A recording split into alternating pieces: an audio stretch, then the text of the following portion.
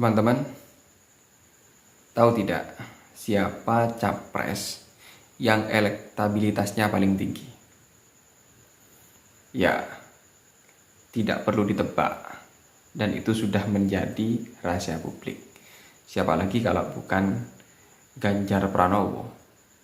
Ganjar ini salah satu kepala daerah yang sangat peduli terhadap lingkungan. Karena kenapa? Ya, kita lihat saja bagaimana cara-cara dia menyelesaikan konflik soal lingkungan hidup. Mungkin teman-teman pernah dengar soal eksploitasi Gunung Kendeng, yang di sana warga berdemonstrasi menolak pabrik semen, bahkan sempat menang di PT UN, tapi kemudian izin pertambangan dikeluarkan lagi oleh Ganjar Pranowo.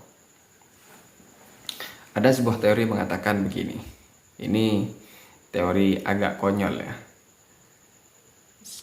Kalau kemiskinan banyak, terus kemudian kalau ingin menghilangkan kemiskinan, maka bunuh semua yang miskin.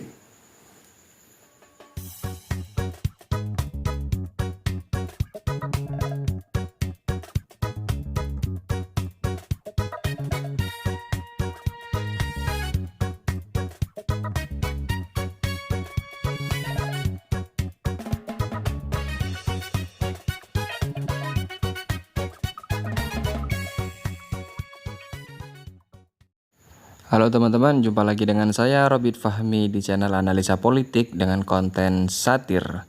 Kali ini kita akan membahas sosok kepala daerah yang sangat peduli terhadap lingkungan, yaitu Ganjar Pranowo. Salah satu kepala daerah yang berpotensi menjadi calon presiden di Pilpres tahun 2024. Ganjar ini sangat peduli lingkungan karena kenapa? Dia sepertinya menganut teori untuk menghilangkan kemiskinan, maka orang miskin ya dibunuh semuanya saja biar kemiskinannya hilang. Kira-kira demikian mungkin teori yang dianut. Makanya dia sebagai sosok yang peduli terhadap lingkungan, untuk agar lingkungan baik, maka lingkungannya ya harus dibersihkan, termasuk gunungnya. Ganjar Pranowo mengeluarkan izin eksploitasi Gunung Kendeng di Pati. Jadi, sebagai sosok yang peduli terhadap lingkungan, agar lingkungannya terjaga, maka lingkungannya harus dihilangkan dengan cara mengeluarkan izin eksploitasi kepada pabrik semen di Kendeng. Ini salah satu berita yang menampilkan bagaimana rakyat menolak izin dari eksploitasi Gunung Kendeng karena dianggap merugikan para petani. Seharusnya mereka tidak berdemo karena memang tujuan dari Gubernur Jawa Tengah ini agar lingkungannya terjaga dengan cara menghabisi lingkungan. Saking ngototnya untuk menjaga lingkungan dengan menghilangkan lingkungan, sampai-sampai gubernur tidak mempedulikan instruksi atau perintah dari Presiden Joko Widodo.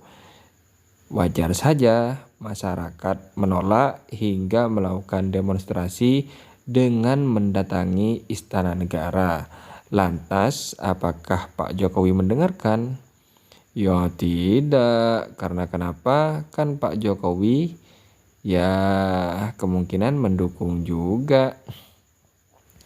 Lah, dampak dari eksploitasi Gunung Kendeng yaitu banjir bandang.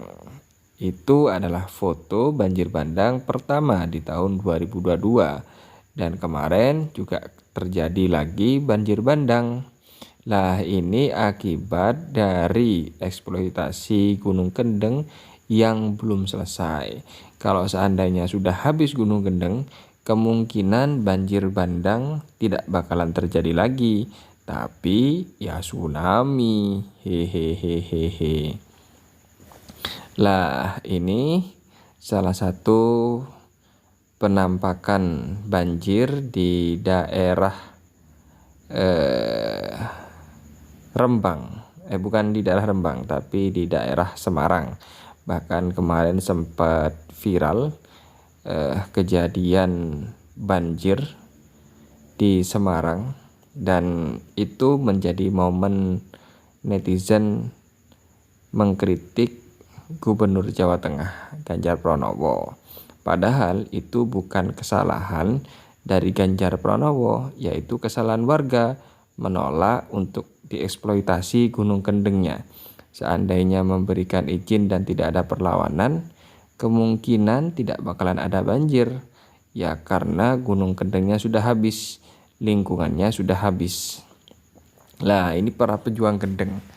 Mereka tetap kekeh untuk memperjuangkan dan mempertahankan untuk menolak kehadiran pabrik. Padahal yang benar itu Pak Ganjar Pranowo dengan melakukan eksploitasi terhadap Gunung Kendeng sehingga lingkungannya habis dan tidak ada yang perlu dijaga. Kira-kira demikian. Nah, kemarin juga terjadi kejadian viral di mana warga Wadas yang menolak kemudian didatangi polisi untuk melakukan eksploitasi di Wadas, yaitu Kars Andesit. Nah, ini kekeliruan warga. Jadi sebetulnya yang diinginkan Pak Ganjar ini menjaga lingkungan dengan cara ya menghilangkan lingkungannya agar tidak perlu repot-repot menjaga. Yaitu ya warga seharusnya tidak menyalahkan Pak Ganjar karena itu memang bukan kapasitasnya, bukan otoritasnya.